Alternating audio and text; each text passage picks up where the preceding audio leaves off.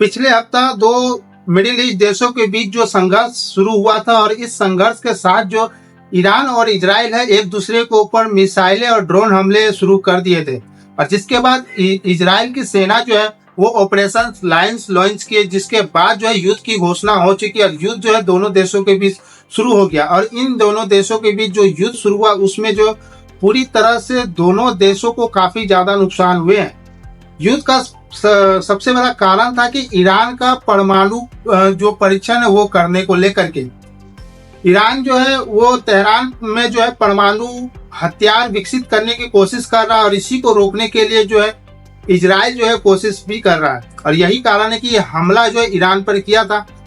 Israeli सेना का कहना है कि अगर ईरान जो है परमाणु हथियार विकसित कर लेता है तो ये इजराइल के लिए बहुत बड़ा खतरा हो सकता है और इसी को देखते हुए इजराइल जो है वो नहीं चाहता कि ईरान जो है परमाणु हथियार जो है विकसित करे और इसमें जो है अमेरिका भी नहीं चाहता कि ईरान जो है परमाणु हथियार विकसित करे, क्योंकि अब जो ईरान और इजराइल के युद्ध के बीच अमेरिका भी कूद पड़ा है। अमेरिका भी जो है ईरान पर हमले किए हैं, आज ही हमले किए और जिसके बाद ईरान जो है इजराइल पर ताबड़तोड़ मिसाइलें दागे हैं।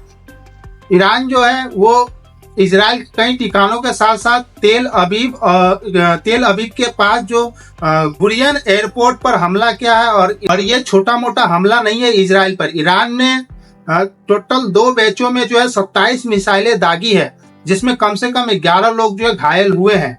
और इसी बीच इजराइल के प्रधानमंत्री बेंजामिन नेतान्याहू ने अमेरिका सेना की ओर से इजराइल पर परमाणु ठिकानों पर हमले करने के बाद जो है डोनाल्ड ट्रंप की प्रशंसा की है और कहा है कि उनका साहसिक फैसला जो निर्णय उन्होंने लिया है इजराइल के परमाणु ठिकानों पर हमले करने का, वो एक इतिहास बदल कर रख देगा।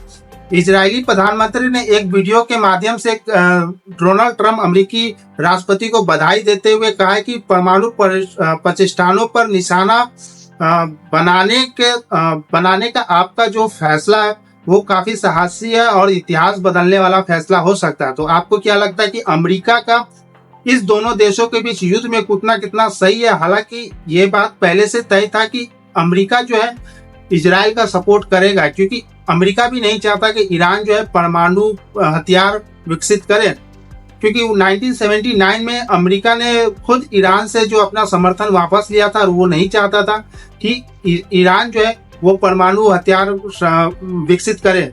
वही चीज जो है इजराइल भी नहीं चाहता। इजराइल जो है पड़ोसी देश है, जिसके कारण जो है उस पर ज्यादा खतरा है उसे इजराइल को लगता है। यही कारण है कि इजराइल और अमेरिका जो है दोनों मिल करके ईरान पर हमले कर रहे हैं, ताबड़तोड़ हमले कर रहे हैं। एक हफ्ता से तो इजराइल जो है ताबड़तोड़ हमले कर रहे थे और ईरान की तरफ से भी जो काफी ज्यादा नुकसान है जो इजराइल को पहुंचाया गया।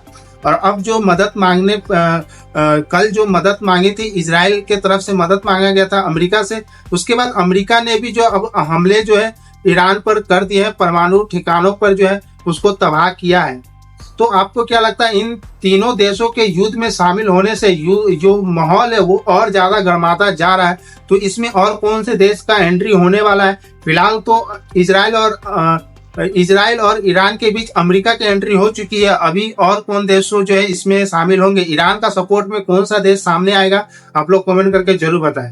बाकी और अपडेट जानते रहने के लिए आप हमारे साथ जुड़ जाइए। वीडियो को ज्यादा से ज्यादा शेयर कीजिए, चैनल को सब्सक्राइब करना बिल्कुल ना भूलें। धन्यवाद।